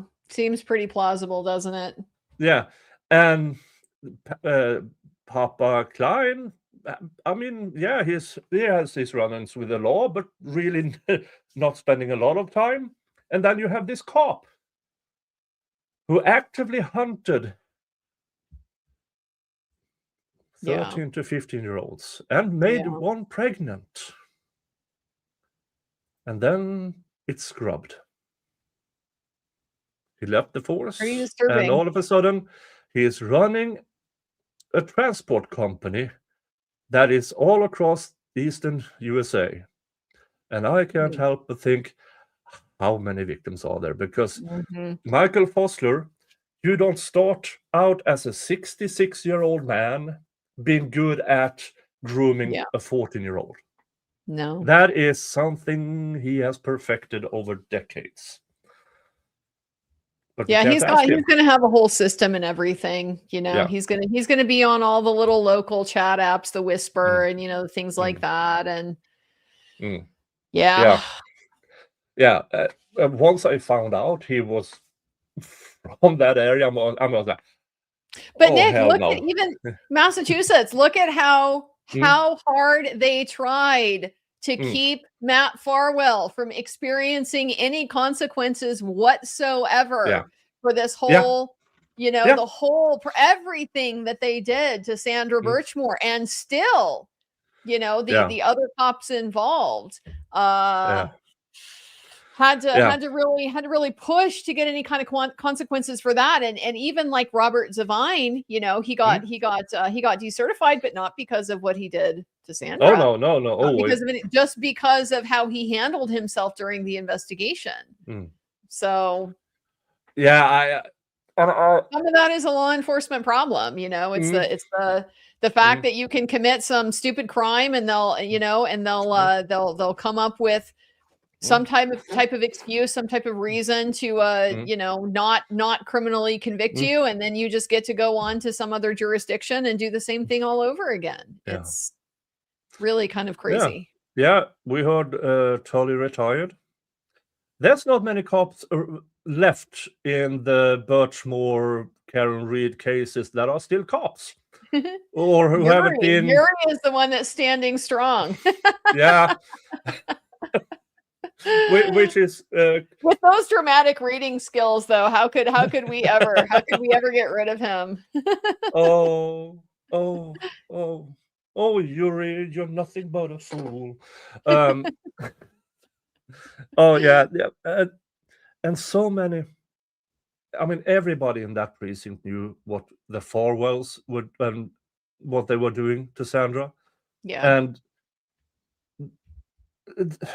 that I think that's youth exactly the that problem, is that the yeah rot went a lot deeper than yeah can be, can be yeah proven with just the record that they have. mm, I think yeah that's the problem personally. yeah. More or less, how many more Sandra Birchmore are there in that Hmm. area who were in Hmm. that youth club? Because that youth club was used as a hunting grounds Yeah, for I agree. predators. I agree. It's and it's not only the people who actively participated in it. Hmm. It was known. It's the indifference Yeah. that's haunting. The blind eye, yeah, the willful Yeah, blindness. It's particularly alarming with the police because it's literally your job, yeah, to find the crimes and prosecute them. So when you choose to ignore them, mm. it's just it's a huge problem. Yeah. Oh, that I listened to Ian Runkle go Hmm. off the other day. He's still mad, I don't blame and him. no, I mean, because it is so. What once it's out, and you know the depth of it, you Hmm. know how many knew, and then you have Meatball Morrissey, who Yeah, still says no, self-ending, yeah. even though they have known for a year that his DNA was on the murder weapon. Hmm. And Morrissey, nah. Yeah. Yeah, not interested. They're not interested. That's very clear. That is communicated. I get the message. I Mm, hear you. You don't care. Got it. mm, yeah. Noted. Noted. Yeah. So what? But it's a different kind of rot in Indiana than in Massachusetts, because in Massachusetts you didn't have to dig very far to find the Yeah. corruption. Yeah. Indiana, you actually have to dig. It Yeah. seems like they are much better at hiding stuff Yeah, in much better coming Indiana. up. And I think some of that is because of the culture of the public records in Mm, Massachusetts. mm, Watching Corey Hopkins, has been mm, doing Marbury versus Mad, and like all of the information that she's mm, gotten. mm, It's awesome to see, and it's honestly like kind of inspiring, like how much she mm, can get done just through the simple public records process, because she familiarized herself with it. She read the mm, cases. She like understood, oh, this is a very friendly, case law friendly jurisdiction for purposes of getting a lot of these records. mm, Indiana very much is not. Indiana mm. Yeah. really has a tendency and a lot of Mm, protection for secrecy. So mm, that can be a big part of the difference too. yeah. And one thing that I've talked to Steve Gosney about this, the number of inaudibles in the trial Oh. transcript Hmm. is, and I talked to him, and I mean, he's been doing appeals down in Florida for many, many years. Now, Hmm. he then changed to civil, and now he's back in criminal. He is now working for a small firm doing criminal cases, so he's back in criminal cases, which is good. He's made for criminal law. Yeah. Yeah. But and he did death penalty appeals. Yeah. And the worst he ever heard of is 50 instances Hmm. of inaudibles. Hmm. There are over 200 Yeah. in this trial transcript. At what point does the number of inaudibles make it an incomplete transcript? Hmm. And if that is so, I haven't found case law on it, because I can't find any case with this many inaudibles. With this type of situation. Yeah. Yeah, I don't know. I haven't looked at the Indiana process. I can tell you in Washington, we have rules for what happens in this type of situation, because it's less common that you get like 50 inaudibles, although that does happen too. That actually happened a lot during COVID. I found, Yeah. because they were having to set up court in these, not in the courtroom. They had to go literally to like airport hangars and things Yeah. like that, so that they could space everybody when they're bringing in big jury pools and stuff. And so the acoustics are terrible, and it hasn't been set up. So we did run into a lot of problems with that kind of thing during COVID, but normally the situation is much more that you might get occasional inaudibles, but the problem is that somebody just forgets to hit the record button and you end up not having a recording of the hearing at all. So we have a process in Washington about what you do when that happens, and it's a enormous pain in the ass. Is like this whole reconstruction effort that the trial attorneys and the judge are supposed to go through, and I've had to do it in a couple of my appeals for that reason. But for here's what kind of alarms me about the situation with the transcript in Delphi. Number one, Jody was sitting there in the courtroom the entire time, right? She was live. This did not have to be this could have been live reported as far as I can tell. It didn't need to rely solely on the audio recording. But the second thing is that you would expect that if there's like a problem with the sound system, people aren't standing close enough to the mic. Remember how they were telling people don't talk into the mic? I always, kind of wonder about that in the back of my head. But you would think that would be noticed and corrected. They would point out, you need to stand closer to the mic. This mic's not working. I mean, whatever it is, that's the problem. That you would be alert to that because you're sitting there in court every day while these recordings are being done. They usually have some type of it's not like a mixer because I don't think they're, but it will show you, yes, it's on, it's recording. It'll show you like the level that it's recording, the types of things that you usually see with a sound mixer, because they will notice if somebody's mic's not on or, somebody is not getting picked up. They can see that from their screen. So it just, to me, looks, extremely inattentive at best. That just not noticing and caring enough to make the effort to have a good, clear record, despite the opportunity to do that. Yeah, but it would be interesting to see. But of course, it's not in the appeals here at all. But so it might be they have waived the issue. But it would be really, really interesting to somewhere in the United States, somebody has to have made the decision. No, we have to do a retrial because the transcript is incomplete. I find it implausible that this hasn't happened before, to the extent that the remedy is you have to do it again. Yeah, I don't know. And I mean, the only thing I can think is like the argument against that is that I'm not sure that, in fact, I'm pretty confident that having a transcript is not like a constitutional magnitude type of right. It's not a due process level type of right. It's because courts, like here in Washington, we have courts of record and courts not of record. And so you do have like certain classes of cases where they're just considered low level. You don't have a right to have a transcript prepared of it. And so it's kind of another one of these areas where the scope of what you get, the state seems to have some discretion to be able to define that. And so I don't know how bad it would have to be before that would raise, a lot of red flags. Yeah, because as I haven't done everything on stream, but I have read it. And at some points, there are answers that are inaudible from witnesses. Now, but then they say, but the jury heard it. And what if it was highly objectionable and objected to and ruled on, and none of that is in the transcript? Exactly. Because there are certain passages in the trial transcript where you clearly see this does not belong with this. And there's nothing in between. And I don't, after what Jody pulled with the transcripts, I don't trust her. But you do.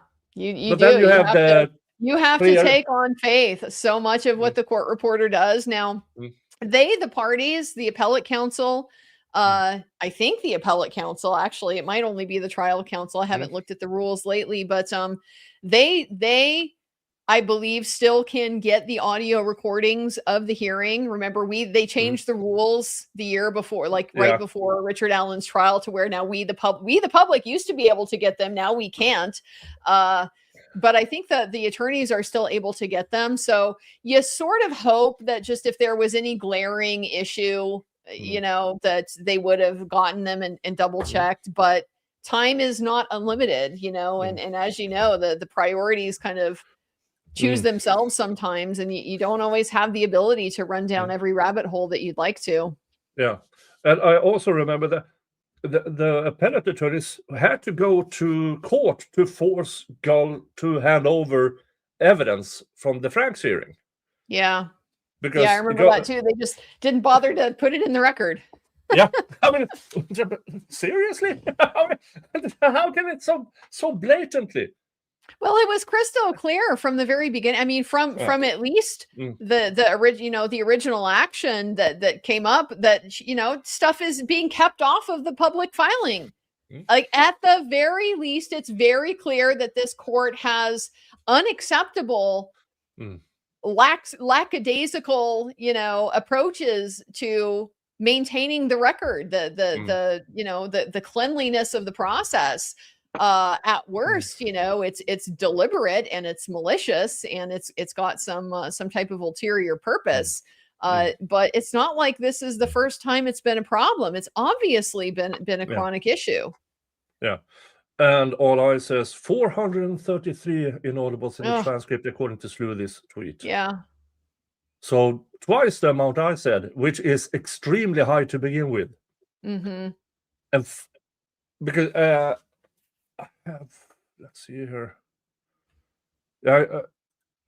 In my streams, I got to 55 and I was still on pre-trial, which means the majority of everything is at trial. The absolute majority of all the inaudibles are from the actual trial. And so just under 400 inaudibles from a trial transcript. And how many days of trial? It was 21 days, I believe, of trial.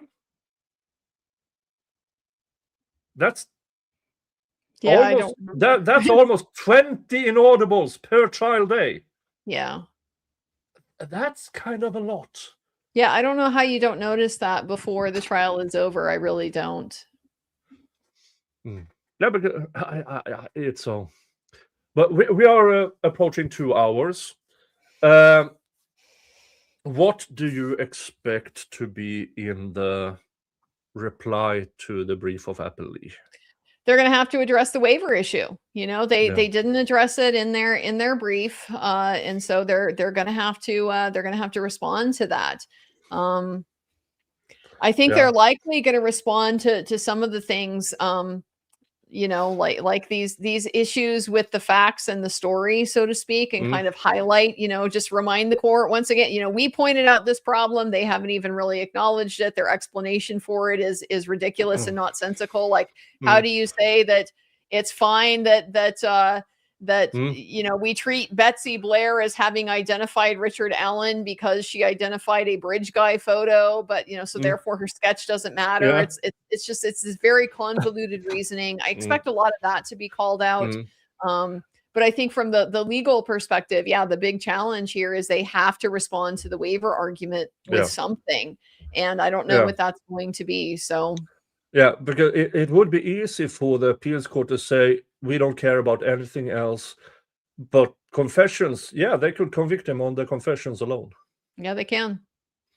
Even though it's garbage, even though we have to trust Monica Walla, who destroyed her notes and then wrote her interpretation of what was said.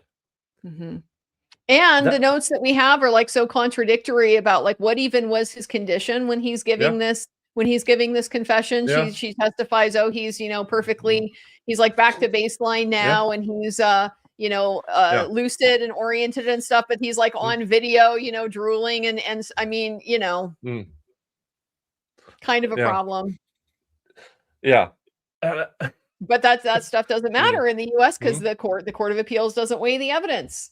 So But The and weakest there, possible evidence can still Mm. uphold a conviction here. yeah, and it could. I mean, there are opportunities for shade as well, with the Brad Holder's wife being the person they rely on about. No, there are no human sacrifices in Odinism. Yeah. Oh, really? Yeah. Thanks. I'll call my ancestors and tell me, hey, what you did never I'm happened. interested in her anthropological research on that one. Yeah, yeah, definitely, definitely. Because if they have her as credible, well, she also said Brad confessed.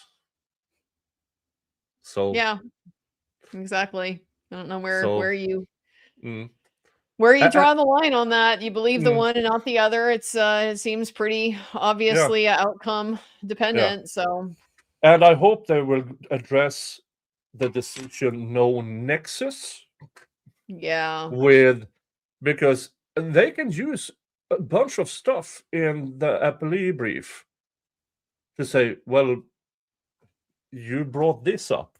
That's Yeah. a nexus. And as they themselves write in there, some connection, Hmm. not a preponderance of the evidence, not the beyond reasonable doubt. No, all it has to do is some connection. And I didn't know about this until after the appeals brief that Abby called Logan. Hey, you want to be at the bridge? Yeah, who knew that? Nobody knew that. Nobody. How did we not know that? But we didn't. It didn't come out. Yeah. And that's a still an That's pretty good indirect. evidence of opportunity right there, knowledge and opportunity. Yeah. And do they? Yeah. For me, that is one thing. And then the Brad Holder alibi. No. Yeah. Oh, Yeah, that they might revisit in the reply to, since yeah. that was something that the state Yeah. just Yeah. oh, he's got an alibi. That's of course why. Well, I mean, they did kind of explain it in the appellant's brief, but it doesn't hurt to remind them, no, he actually doesn't, and here's why. Yeah. And the reasoning from the state was, well, they would have noticed if he disappeared because somebody has to work that. Yeah, but he didn't clock out until 45 minutes after his shift ended. His replacement was already there. So no, nobody would have noticed. And if he would have clocked out at the end of his shift, it would have been 2 p.m. Well, the thing is, in their explanation, like, none of that's in the record. It's all completely speculative. Like, we can all imagine ways that we can Yeah. make facts fit a story if we want to, but that doesn't mean that there is any evidence of it. Had they, litigated this issue and brought the person in, then you could ask them, that type of question. But that didn't happen. Yeah. It's a lot of what ifs in this case. And even though nothing of the crime scene says this was from a lone person, a 5'4" short fat guy who managed to get, let's just 3 foot deep, freezing cold stream going at high velocity. And here you have Abby, 5'5" and weighs less than a picture of herself. It doesn't make sense. Slippery, ice cold water. I mean, I'm a big guy. I walked through streams a couple of times in my life. I would never walk over that stream in that condition. I don't think they did. No, I don't think they did either. I don't think because they did the either. physics of it tells me somebody would have drowned. Nik, very simple things. Yeah. I mean, even if you wouldn't have drowned, you're walking across a creek. You're on rocks. Okay, the bed is it's bedrock, and it's like tumbled stones, and they often have like algae on them and stuff. It tends to be real slippery in this kind of environment, and you're walking across a current, across the current, it's pulling at you. It's going to be very difficult, I would think, not to slip and gash yourself. Like, I have walked across a lot of freaking creeks. Okay. I will say, and yeah, super, super, super common. I had to go across one in Patagonia that I think was probably similar to what the Deer Creek conditions were like at the time. It was probably about mid-thigh high, and pretty strong, pretty strong flow. And yeah, I mean, I was kind of beat up by the time I got out, and I have like big hiking shoes and big gaiters and things like that on to protect me, from stuff like that. But that's just physics, the water, the people underestimate like the force of water. Moving water is so incredibly powerful, and I'm very skeptical of their ability to maintain their footing and not get injured in a situation like that. As fuck us. I know I'm not official at all. no, it would be, if you were, you wouldn't be here. I would assume.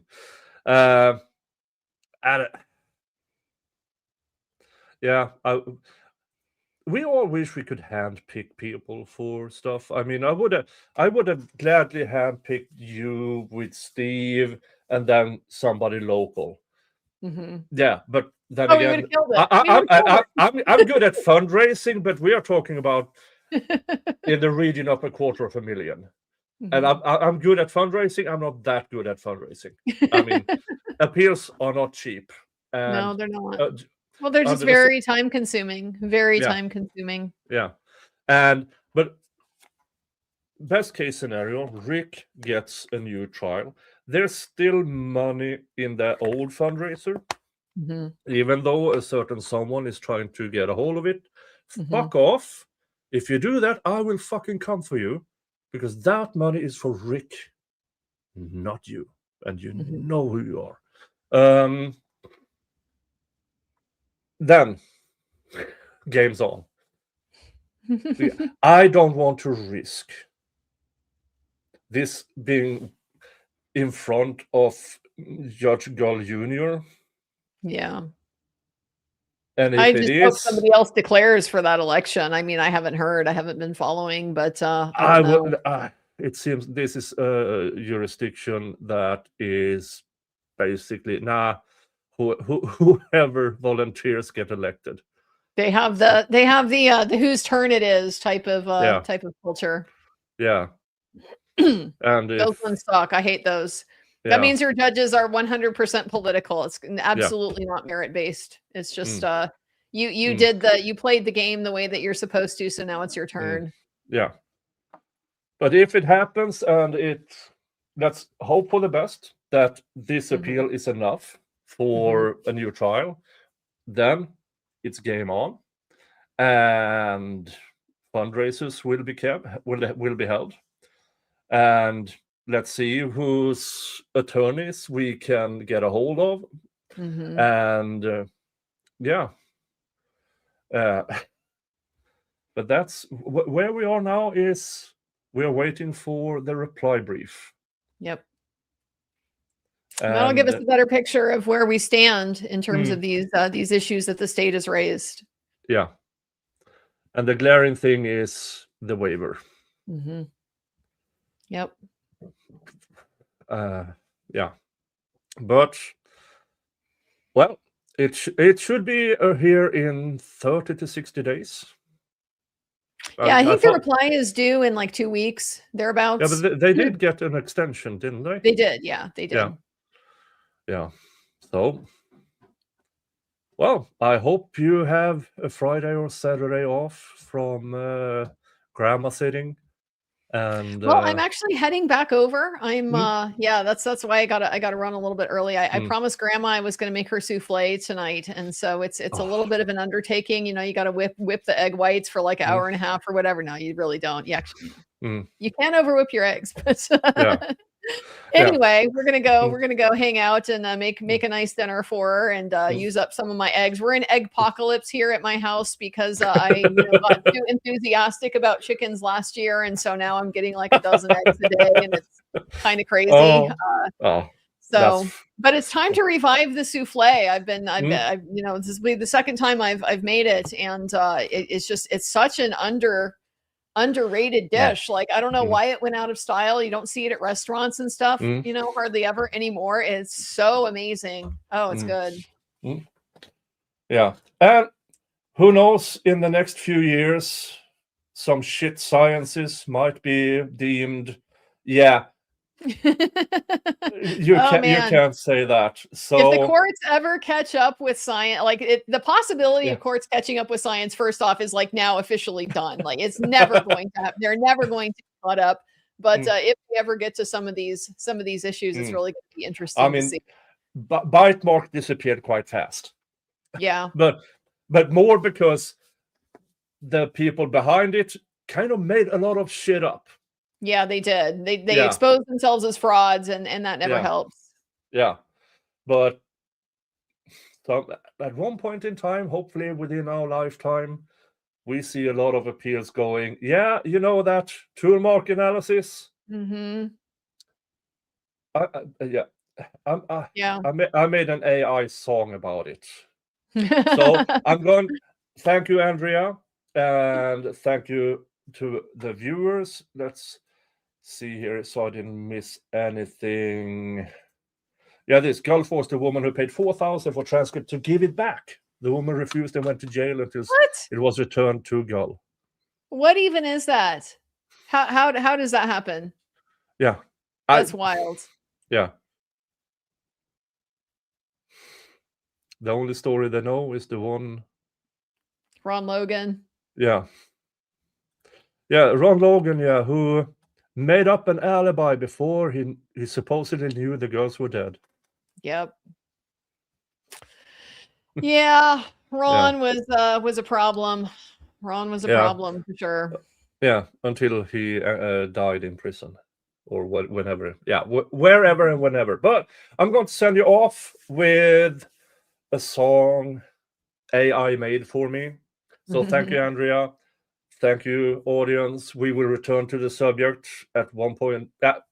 We will return to this when the reply to the Appellate brief shows up. So thank you, folks.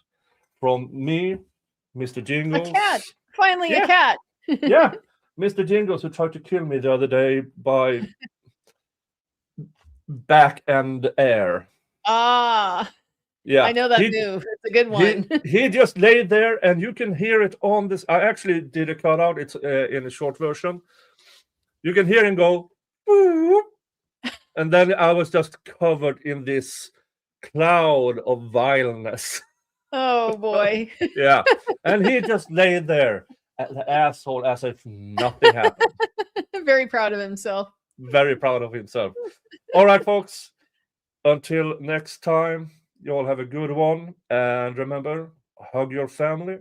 Unless your family is shit, then screw them and give your love to the people who deserve it. See you, folks. Step right up to the miracle station. We've got justice in a jar on sale. Wave a lab coat, sprinkle Latin, sign your name, then set that scale. Look, a scratch on a screwdriver. Look, a pattern on a shell. Call it tool mark analysis, baby. That's how they send you to a cell. It's a shit science and you know it, but they sell it with a wink and a grin. Draw a line, call it math. Write a number on a latch, then they swear that the truth's locked in. It's science. Showbiz in a lab coat. Give the jury one more magic trick to quote. They clap, they sigh while a life goes by. On a shit science song and dance they buy. Open wide, says the expert smiling. Let me measure every jagged tooth. Bite mark analysis on a bruise in a photo. They announce they've discovered the truth. Here's a cheat, here's a mole, here's a slideshow. Turn the guests into gospel on a screen. They don't mention all the bodies that this carnival left in between.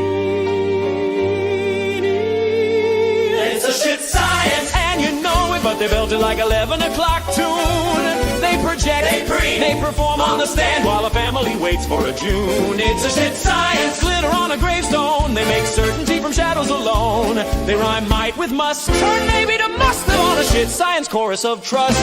Here's a hair in a plastic packet, microscopic match. They shout on cue. They compare, they declare from a single little strand, like a crystal ball come true. Then a tape in a humming courtroom. Listen close, do you hear that line? Voice print and Alice on a squiggle in a graph. They pretend it's a fingerprint sign.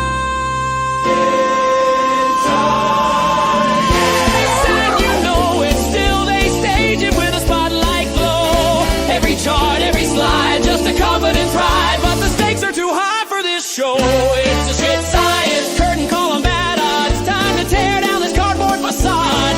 Cause a man could lose his life to a catchy little lie from a shit science.